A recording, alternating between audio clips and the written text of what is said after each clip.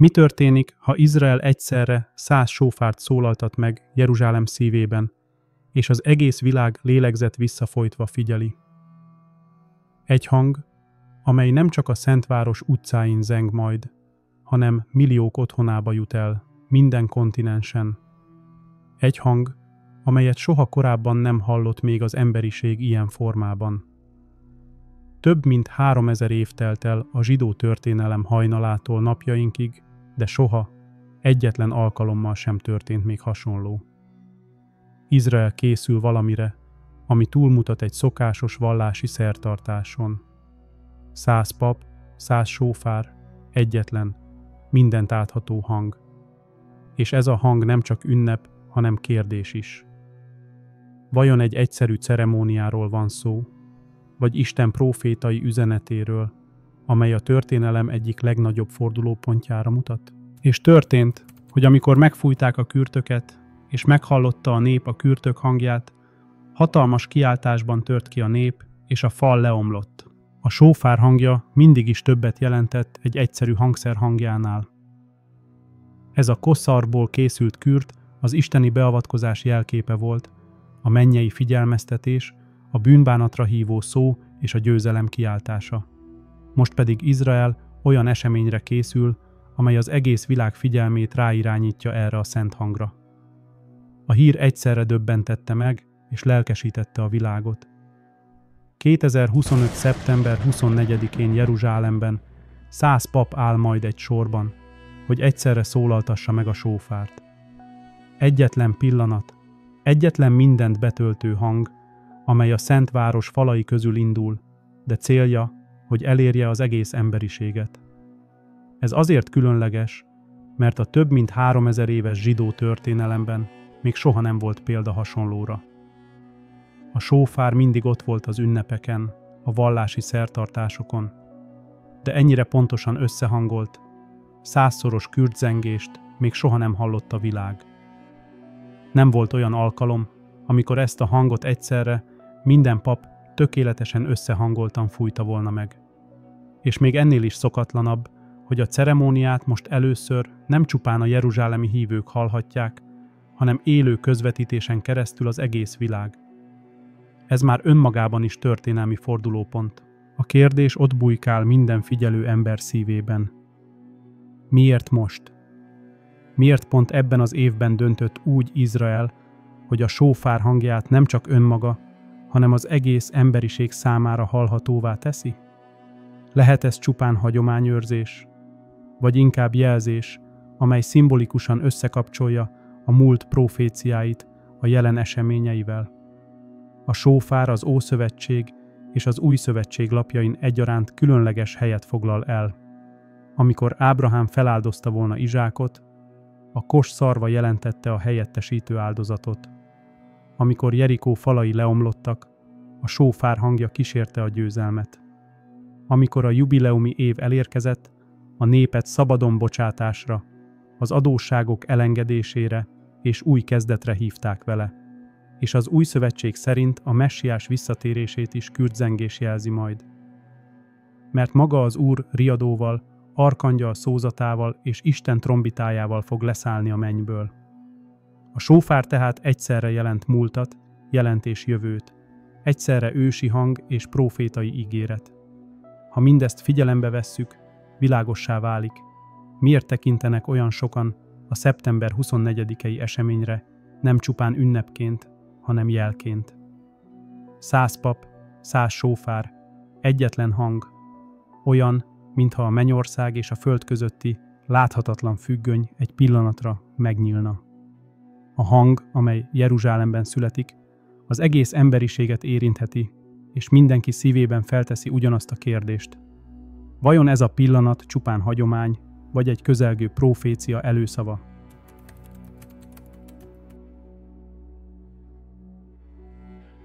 Rós Hásánál a zsidó új év nem csupán egy naptári forduló. A hagyomány szerint ez az ítélet napja, amikor a mennyei könyvek megnyílnak, és Isten feljegyzi benne az emberek tetteit. Ugyanakkor ez a kürtzengés ünnepe is, amelyet a sófár hangja tesz különlegessé. A sófár egyszerre hív bűnbánatra, jelzi az isteni jelenlétet, és emlékeztet a király eljövetelére. Ezért sokan úgy tartják, hogy Rós Hásánál a legprofétikusabb nap az egész esztendőben. A hagyományban ez az ünnep kapta a nap és óra, amelyet senki sem tud megnevezést. Ennek oka, hogy a kezdetét a holdtölte határozta meg, amelyet 2 tanúnak kellett észlelni és megerősíteni. Amíg nem látták a hold új fényét, senki nem tudhatta biztosan, mikor indul a szent időszak. Ez a bizonytalanság különleges jelkép lett. Amikor Jézus azt mondta tanítványainak, arról a napról és óráról senki sem tud, minden hallgató azonnal Rós Hásánára gondolt. Szavai mélyebb értelmet nyertek. Nem csupán a végidők bizonytalanságáról beszélt, hanem utalt a kürdzengés ünnepére is. Most, 2025-ben, amikor Izrael úgy döntött, hogy éppen ezen a napon, szeptember 24-én 100 sófárt szólaltat meg, sokakban megszületik a kérdés, vajon ez csupán hagyományos ünneplés, vagy valami több? A világ figyelme eddig soha nem irányult ilyen intenzíven Rós Hásánára. Korábban ez az ünnep leginkább a zsidó közösség bensőséges megtérése és újrakezdése volt.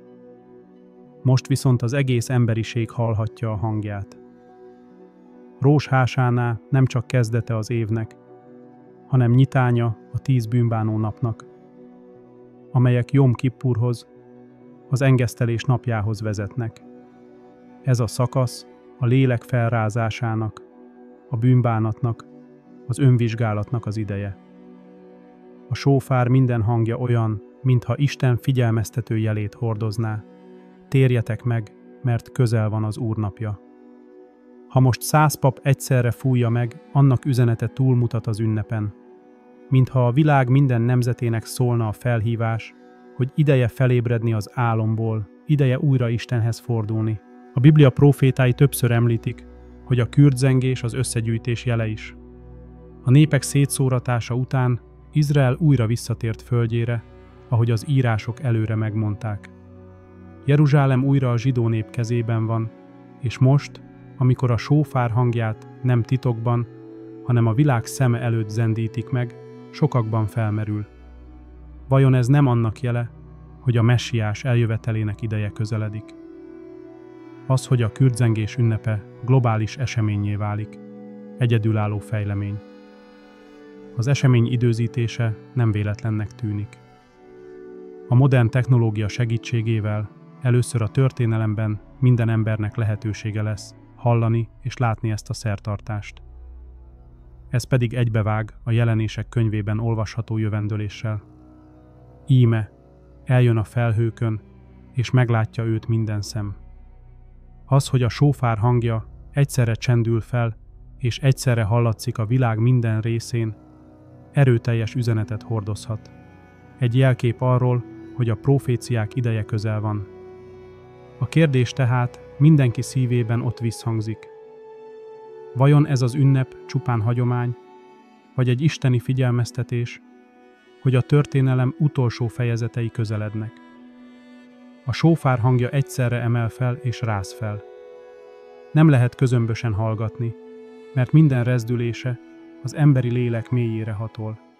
És amikor 100 sófár egyszerre zendül meg, az olyan lesz, mintha a menny és a föld közösen hirdetné. Valami készül.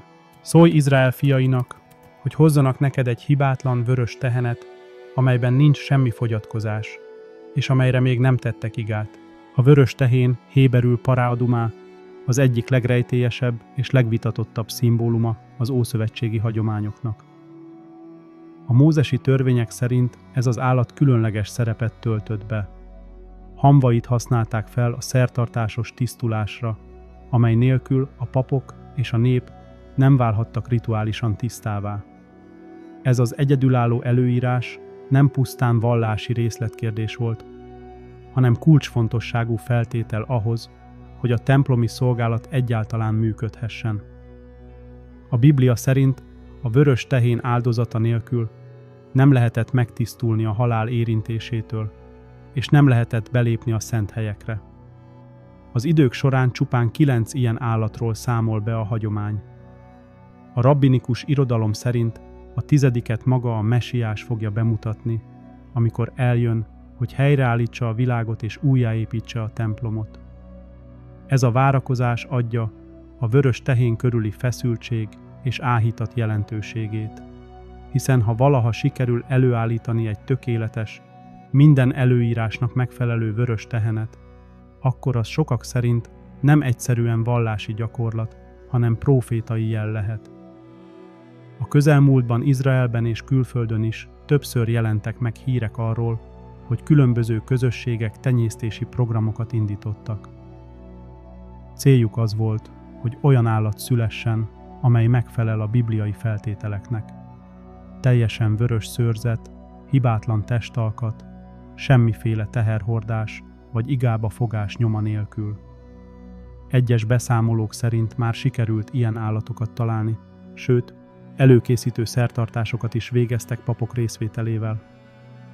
Bár ezekről hivatalos megerősítés ritkán érkezik, a hír önmagában is elég ahhoz, hogy sok hívő és kutató a Messiás közeli eljövetelének jeleként értelmezze. A kapcsolat a sófárok szeptember 24-i megszólalása és a vörös tehén körüli várakozás között különösen izgalmas. Rós hásánál ugyanis nem csak az új év kezdete, hanem a bűnbánat napjaihoz vezető út nyitánya. Ekkor indul a 10 napos időszak, amely Jóm Kippurhoz, az engesztelés napjához vezet.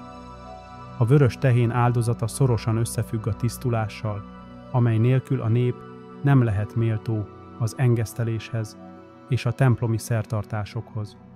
Ha tehát a sófár hangja a megtérésre hív, akkor a vörös tehén szimbolikája a megtisztulás szükségességére mutat rá. Sokan úgy vélik, hogy a kettő együttesen, a 100 sófár hangja és a vörös tehén körüli előkészületek nem véletlen egybeesés. Mintha Isten figyelmeztető jele lenne. Ideje felkészülni valamire, ami túlmutat a hétköznapokon. Egy olyan korszak közeledik, amelyben a proféciák beteljesedhetnek, és amelynek része lehet a templomi szolgálat helyreállítása. Ez pedig nem csupán vallási, hanem geopolitikai feszültséget is hozna, hiszen a templomhegy a világ egyik legvitatottabb helyszíne. A vörös tehén titka tehát egyszerre szól a múltról és a jövőről. Múltbeli előírás, amely évszázadokon át szinte megvalósíthatatlan volt, és jövőbeli jel, amelyet sokan a Messiás eljövetelével kötnek össze. Ha valóban van most olyan állat, amely megfelel a feltételeknek, és ha valóban előkészületek zajlanak, akkor a szeptember 24-i sófárzengés egészen új fényt kaphat. Nem csupán ünnepi hang, hanem egy isteni figyelmeztetés, amely a világot arra emlékezteti. Közeledik az idő, amikor minden profécia beteljesedik.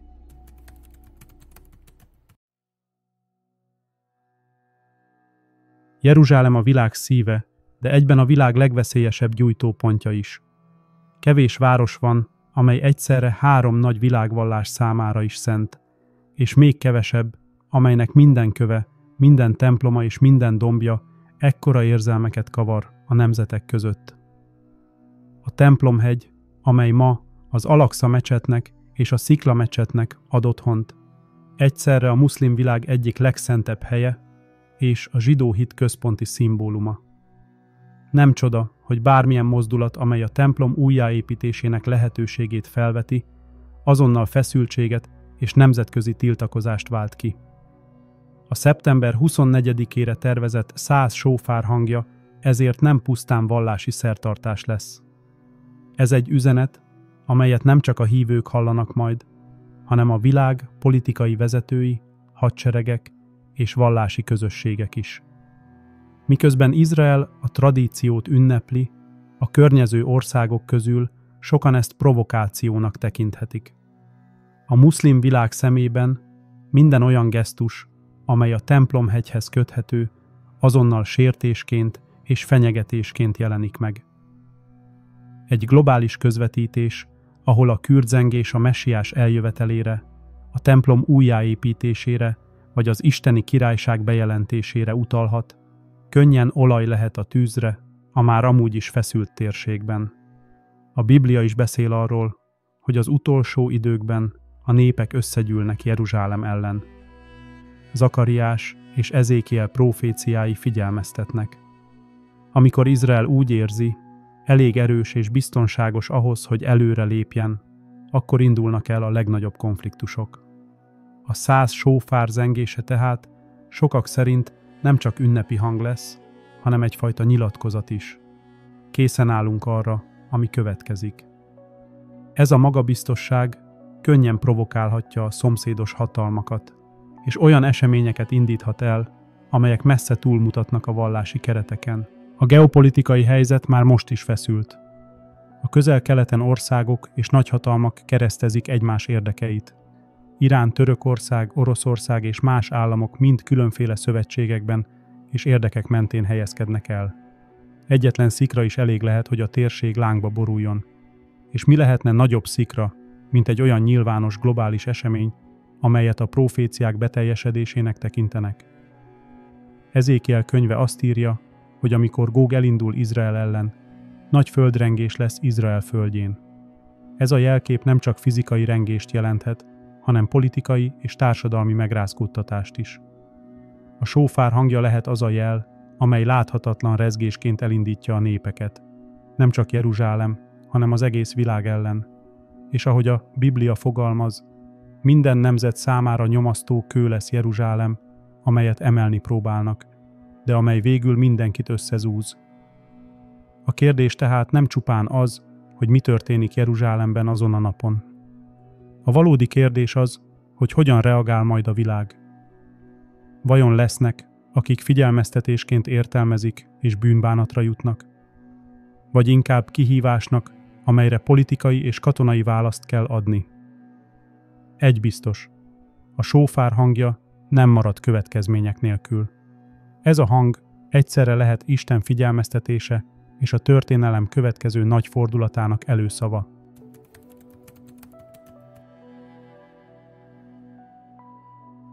Van egy kérdés, amely mindennél fontosabb. Nem az, hogy mi fog történni a világpolitikai színtéren, és nem is az, hogy pontosan mikor teljesednek be a próféciák. A legfontosabb kérdés így hangzik: készen állsz? A 100 sófár hangja ugyanis nem csupán Izraelnek, nem csupán Jeruzsálemnek, hanem mindannyiunknak szól. Ez a hang ébresztő, amely az emberiség szívét akarja megszólítani. Az elmúlt évek eseményei már így is sokak számára jelek sorozatát jelentették. Járványok, háborúk, természeti katasztrófák, gazdasági válságok, mintha mindegyik azt súgná: valami közeledik. A Szentírás szavaival élve, a fájdalmak kezdete. És most, amikor Izrael úgy dönt, hogy az egész világ hallja a sófár zengését, sokan érzik úgy, hogy a szimbólum mögött isteni üzenet rejlik. A Biblia világosan tanítja: amikor a kürt megszólal, 2 táborra oszlik majd az emberiség. Azokra, akik készen állnak, és azokra, akik nem. Az elsők számára a hang örömhír lesz. A király jön, hogy elvigye őket magához.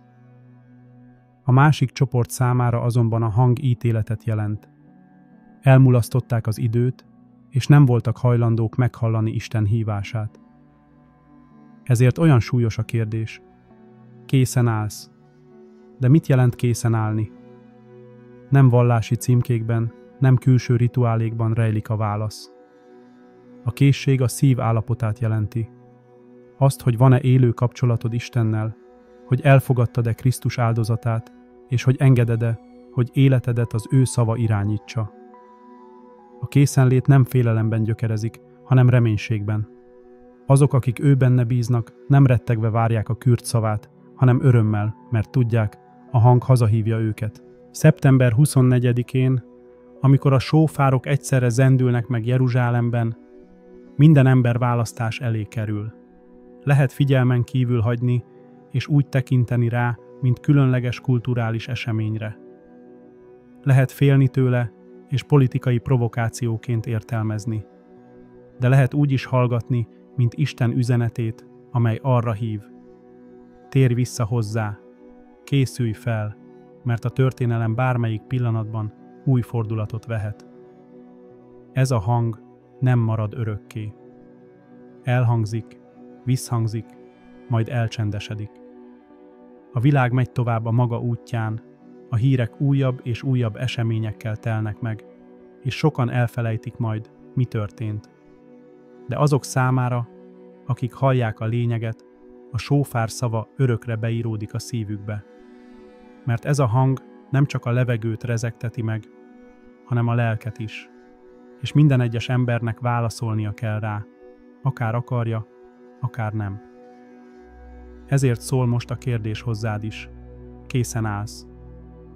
Ha ma zengene meg a mennyei sófár, ha ma érkezne el a messiás, vajon tudnád-e mondani? Igen, készen állok. A döntés nem holnapra való.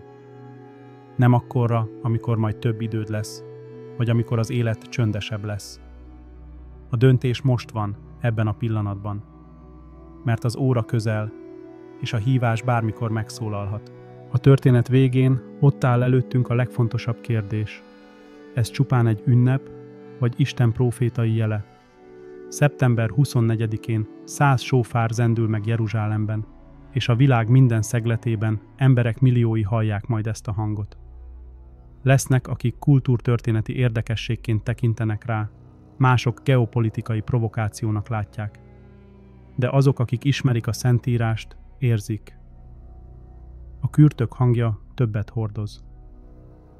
Ez az isteni figyelmeztetés jele lehet, hogy az idő közel, és a proféciák bármikor beteljesedhetnek. A Biblia tanítása világos.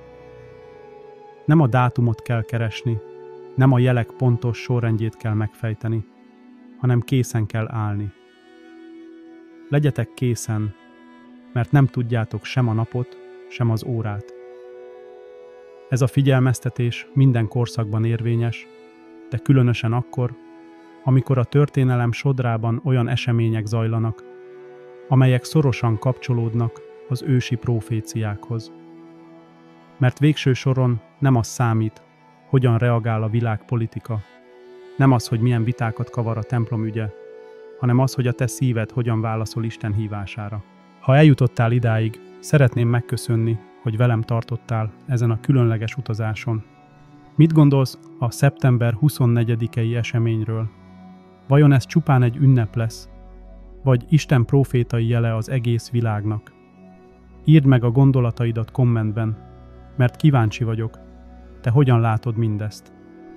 Ha tetszett a videó, kérlek iratkozz fel a csatornára, és nyomd meg a harangikont, hogy ne maradj le a következő tartalmakról sem.